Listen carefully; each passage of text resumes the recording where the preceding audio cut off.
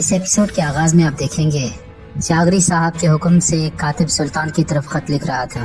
چاغری صاحب کہتے ہیں، میرے قیمتی بھائی تغرل، یہ خط میں سلجوقی سلطان کے لیے نہیں بلکہ اپنے بھائی تغرل کے لیے بھیج رہا ہوں۔ مجھے لگتا ہے کہ فی الحال ولی عہدی کا اعلان نہ کرنا سلجوقوں کے مفاد میں ہے۔ ہمارا فیصلہ ویسے ہی واضح ہے جیسے آسمان پر سورج۔ تمہارا بڑا بھائی چاغری۔ یہاں سلیمان اور اس کی زوجہ کاراجہ آپس میں باتیں کر رہے تھے۔ سلیمان کہتا ہے، سلطان نے الپرسلان کی جگہ مجھے بلایا ہے اور ولی عہدی کے اعلان میں تاخیر کی ہے، یہ کوئی اچھی علامت نہیں۔ کاراجہ کہتی ہے کہ سب کو ایسا ہی لگتا ہے کہ الپرسلان کو سلطان اپنا ولی عہد مقرر کریں گے۔ یہ سن کر سلیمان کہتا ہے، کس کو لگتا ہے ایسا؟ کاراجہ کہتی ہے، والدہ، والد، حتیٰ کہ سارے قبیلے کو۔ اس کے بعد کاراجہ کہتی ہے، لیکن مجھے لگتا ہے کہ سلطان آپ کو اپنا ولی عہد مقرر کریں گے۔ آپ عقل سے، طاقت سے اور دل سے تخت کے مضبوط ترین امیدوار ہیں۔ اسی دوران ایک سپاہی اجازت لے کر اندر آتا ہے۔ سپاہی کہتا ہے، یہ خط چاغری صاحب نے سلطان کے لیے بھجوایا ہے اور وہ چاہتے ہیں کہ یہ خط آپ خود جا کر سلطان تک پہنچائیں کیونکہ یہ خط بہت اہم ہے۔ یہ کہہ کر وہ سپاہی خط سلیمان کو دے دیتا ہے، جس کے بعد وہ اجازت لے کر وہاں سے چلا جاتا ہے۔ یہاں حسن اپنے خیمے میں موجود اپنی زوجہ سے باتیں کر رہا تھا۔ حسن کہتا ہے، میں جہاد کے لیے جا رہا ہوں زلیخا، مگر میرا دل تمہارے پاس ہی رہے گا۔ زلیخا کہتی ہے، آپ ہمارے لیے فکر مند نہ ہو بلکہ اپنے مقدس جہاد کے لیے ہوں۔ حسن کہتا ہے، اگر جہاد کے وقت پیدا ہونے والا میرا بیٹا ہوا تو اس کا نام الپرسلان رکھنا، میرے بھائی کی طرح مضبوط اور بہترین تلوار انداز بنے گا۔ زلیخا کہتی ہے، جب آپ جہاد سے فاتح ہو کر لوٹیں گے تو انشاءاللہ خود اس کے کانوں میں اذان دیں گے۔ اس کے بعد وہ مزید باتیں کرنے لگ جاتے ہیں، جس کے بعد زلیخا حسن کو ایک نشانی دے کر کہتی ہے، یہ میں نے اپنی اولاد کے لیے بنایا ہے، جب آپ واپس آئیں گے تو اسے خود پہنا دیجیے گا۔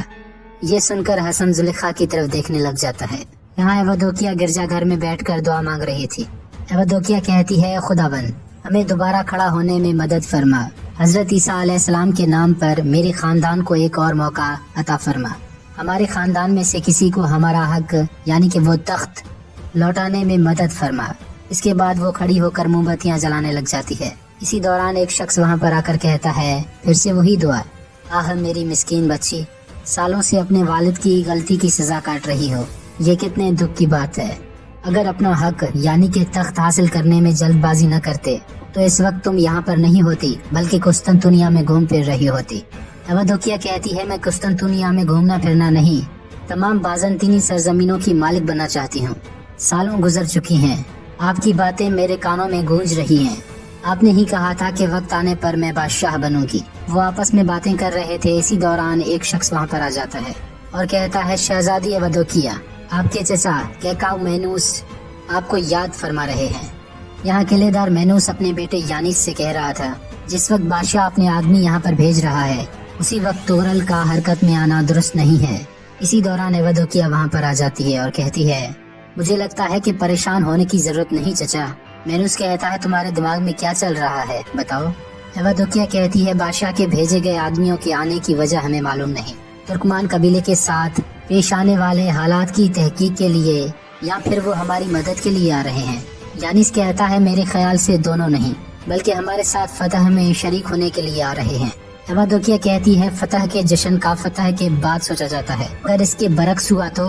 کچھ سوچنے کے بعد ایودوکیا کہتی ہے، ہو سکتا ہے کہ قربانی کے بکرے خود چل کر ہمارے پاس آ رہے ہوں۔ یہ کہہ کر وہ مسکرانے لگ جاتی ہے۔ یہاں چاغری صاحب اپنے سپاہیوں کو رخصت کرتے ہوئے کہتے ہیں، تمہارے گھوڑے تیز رفتار اور تلواریں دو دھاری ہوں، حضرت علی کا دل، حضرت حمزہ کے بازو اور حضرت عمر کی طاقت آپ لوگوں کی رہنما بنے، حق تعالیٰ آپ لوگوں کا مددگار رہے۔ یہ سن کر سپاہی اپنے سینوں پر ہاتھ رکھ لیتے ہیں۔ اس کے بعد سلیمان اپنی والدہ کے ہاتھ کا بوسہ لیتا ہے۔ والدہ کہتی ہے، فتح تمہارا نصیب ہو بیٹا۔ اس کے بعد سلیمان الپرسلان سے ملتا ہے۔ الپرسلان کہتا ہے، جہاد مبارک ہو، سلامتی سے جاؤ اور فاتح بن کر لوٹو انشاءاللہ۔ سلیمان کہتا ہے، بہت شکریہ الپرسلان۔ اس کے بعد حسن الپرسلان سے ملتا ہے۔ الپرسلان حسن سے کہتا ہے، اللہ تمہیں سلامت رکھے۔ اس کے بعد حسن اپنی زوجہ زلیخا کے پاس جاتا ہے۔ زلیخا کہتی ہے، آپ کو ایک فرد روانہ کر رہا ہے لیکن انشاءاللہ آپ کا استقبال 2 فرد کریں گے۔ اس کے بعد تمام سپاہی قبیلے سے روانہ ہو جاتے ہیں۔ یہاں یانیس قلعے میں موجود تھا اور نشانہ بازی کر رہا تھا، وہیں ایودوکیا اوپر سے اسے دیکھ رہی تھی۔ اسی دوران 2 شخص وہاں پر آ جاتے ہیں۔ ان میں سے ایک شخص کہتا ہے، بازنطینی بادشاہ کا خادم جنرل قسطنطیس دوکاس اور یہ میرا محافظ رومانوس دیوجن، आप मुझे किले के कमांडर लग रहे हैं। यानीस कहता है आनी किले के कमांडर केकाऊ मेनूस का बेटा शहजादा यानीस हूँ मैं। इसके बाद यानीस उनका इस्तकबाल करता है। दुकास ऊपर देखकर एवादोकिया को भी सलाम करता है। इसी दौरान किलेदार मेनूस भी वहाँ पर आ जाता है और उनको खुशामदीद कहता है, जिसके बाद वो बातें करने लग जाते हैं। लेकिन दियोजन मुसलसल एवादोकिया को देख रहा था। एवादोकिया भी उसको गौर से देख रही थी। यहाँ किनिक कबीले के सिपाही मुसलसल अपने सफर पर जारी थे। इसी दौरान उन पर हमला हो जाता है। सुलेमान कहता है जाल अपनी अपनी हिफाजत करो बहादुरों। जिसके बाद तमाम सिपाही अपनी पोजीशन संभाल लेते हैं। इसके बाद बहुत सारे लोग उन्हें आकर चारों तरफ से घेर लेते हैं। ये देखकर तमाम सिपाही थोड़ा परेशान हो जाते हैं। यहाँ सुल्तान अपनी ज़ौजा अल्तुंजा खातून से कहते हैं, काफी वक्त हुआ मैंने सुलेमान को नहीं देखा और हसन के लिए भी मेरी तमन्ना खत्म नहीं हुई। अल्तुंजा खातून कहती है, आपके बच्चे शहर को रोशन करेंगे मेरे सुल्तान। सुल्तान कहते हैं, बिल्कुल, दोनों मेरे हाथों पर पले बड़े हैं। अल्तुंजा खातून उदास होकर कहती हैं, मैं आपको शहजादा नहीं दे सकी, लेकिन औगोस खानदान के सब बच्चे मेरी औलाद की तरह हैं। सुल्तान कहते हैं, ये तुम क्या कह रही हो खातून? तुमने मेरी जिंदगी को खुशी, मेरे दिल को रोशनी और मेरे दिमाग को सुकून बख्शा है। आदमी का साहिब औलाद होना अल्लाह ताला के इख्तियार में है, और जब ये अल्लाह ताला का इख्तियार है तो हमें परेशान नहीं होना चाहिए। इसके बाद सुल्तान कहते हैं, सुलेमान, हसन और अरबिस्कान महल में पहुंचने ही वाले हैं, तुम उनके लिए पसंदीदा खाने का इंतजाम करो। यहाँ सुलेमान कहता है, हमला करो। जिसके बाद सारे सिपाही उन पर हमला कर देते हैं और वहाँ पर बड़ी लड़ाई शुरू हो जाती है। ये लड़ाई काफी देर तक जारी रहती है। सुलेमान बेहतरीन अंदाज से जंग कर रहा था। अरबिस्कान भी काफिरों को वासिले जहन्नुम कर रहा था, जबकि हसन भी महारत के साथ जंग कर रहा था। लेकिन इसी दौरान एक सिपाही अरबिस्कान को जख्मी करके गिरा देता है। जैसे ही वो उस पर तलवार चलाने लगता है तो कहीं से एक तीर आकर उसके सीने में पैवस्त हो जाता है। नाज़रीन, अल्परस्लान अपने जाबाजों के साथ वहाँ पर पहुँच चुका था। ये देखकर सुलेमान थोड़ा हैरान रह जाता है। जिसके बाद अल्परस्लान उन काफिरों का खात्मा करने लग जाता है। निज़ामुल मुल्क भी अपने दोनों कुल्हाड़ों के साथ बेहतरीन अंदाज से लड़ रहे थे। आखिरकार वो उन तमाम काफिरों का खात्मा कर देते हैं। निज़ामुल मुल्क एक काफिर को पकड़कर उनके सामने लाता है। ये देखकर अल्परस्लान कहता है, इसके साथ जो भी करेंगे वो महल में करेंगे, अभी जल्दी चलो यहाँ से। ये कहकर वो वहाँ से रवाना हो जाते हैं। कुछ ही देर बाद वो महल में पहुँच जाते हैं। सुल्तान उन्हें देखकर कहते हैं, आ गए मेरे भतीजे।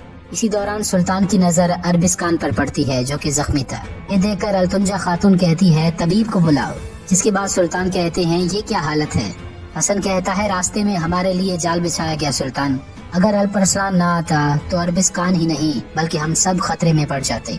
ये सुनकर सुल्तान कहते हैं, अल्परस्लान, तुम वहाँ पर कैसे पहुँचे? क्या तुम्हें जाल के बारे में इल्म था? अल्परस्लान कहता है, नहीं सुल्तान। ये सुनकर सुलेमान कहता है, तो तुमने हमें कैसे पा लिया? अल्परस्लान एक खत निकाल कर कहता है, इसकी वजह से। नाज़रीन, ये वही चागरी साहब का खत था जो एक सिपाही ने सुलेमान को दिया था। जिसके बाद सुलेमान एक ख्याल देखता है जब उसने वो खत खेमे में ही बोलाया था। इसके बाद सुलेमान वो खत लेकर उस सुल्तान को देता है और कहता है, ये वही खत है जो मुझे बाबा ने दिया था आपको देने के लिए सुल्तान। सुल्तान कहते हैं, ये शख्स कौन है जिसने जाल बिछाया था? क्या उनका सुराग मिला? निज़ामुल मुल्क कहते हैं, नहीं सुल्तान, शायद तहकीक करने से मालूम हो जाए। उसके बाद वो शख्स को अंदर ले जाते हैं। अल्परस्लान के जांबाज उसकी भरपूर पिटाई कर रहे थे और कह रहे थे, बताओ कमीने, तुम्हें किसने भेजा? इसके बाद अल्परस्लान उसके मुंह को चेक करके कहता है, ये गूंगा है। ये सुनकर सब हैरान रह जाते हैं। इसके बाद अल्परस्लान उस काफिर का तीर उठाता है और उसे तोड़ देता है। तोड़ने के बाद वो उस लकड़ी को सूंघने लग जाता है। यहाँ सुल्तान सुलेमान से कह रहे थे, ये जुर्रत कौन कर सकता है? सुलेमान कहता है, यकीनन बाज़ंतीनी होंगे। ये सुनकर कुंदूरी कहता है, ये वाज़ेह है कि उन्हें इल्म था, इसीलिए उन्होंने गद्दाराना तहरीक शुरू की। हाजी दहस्तानी कहते हैं, अभी तक कुछ भी वाज़ेह नहीं हुआ अमीर कुंदूरी। महज शुबहात की बिना पर हरकत में आना दुरुस्त नहीं। यकीनन अल्परस्लान ये मालूम कर लेगा कि ये जाल किसने बिछाया था। इसी दौरान अल्परस्लान और निज़ामुल मुल्क भी वहाँ पर आ जाते हैं। उन्हें देखकर सुल्तान कहते हैं, क्या उस गाफिल ने अपना मुंह खोला? अल्परस्लान कहता है, उन्होंने उसकी जुबान काट दी ताकि अगर वो पकड़ा जाए तो गाय की तरह अपना मुंह न खोल सके। ये सुनकर सुलेमान कहता है, ये वाज़ेह है कि अगर उसकी जुबान होती भी तो ये बाज़ंतीनी क्या कहता? अल्परस्लान कहता है, जाल बिछाने वाले बाज़ंतीनी नहीं हैं। ये सुनकर सुल्तान कहते हैं, कौन है फिर? अल्परस्लान कहता है, शायद वो गजनवियों में से है। ये सुनकर सब लोग हैरान रह जाते हैं। सुलेमान कहता है, तुम ये कैसे कह सकते हो? अल्परस्लान तीर दिखाकर कहता है, ये तीर एक ऐसे दरख्त से बनाया गया है जो सिर्फ गजना में ही पाया जाता है। یہ سن کر سلطان کہتے ہیں غزنوی والے ہم سے اپنے تعلقات کیوں خراب کرنا چاہیں گے؟ الپرسان کہتا ہے اسی چیز کا مجھے بھی تجسس ہے، اس معاملے کی تحقیقات کرنے کے لیے اجازت چاہتا ہوں، پہلے قبیلے جا کر میں اپنی بہن گوہر سے بات کروں گا۔ اس کے بعد سلطان کچھ سوچنے لگ جاتے ہیں، جس کے بعد وہ کہتے ہیں زندہ یا مردہ اس جال نصب کرنے والے کو ڈھونڈو بھتیجے۔ یہ سن کر الپرسان کہتا ہے جو آپ کا حکم میرے سلطان۔ یہ کہہ کر وہ نظام الملک کو ساتھ لے کر وہاں سے روانہ ہو جاتا ہے۔ ناظرین محترم، یہاں پر یہ ایپیسوڈ ختم ہو جاتی ہے۔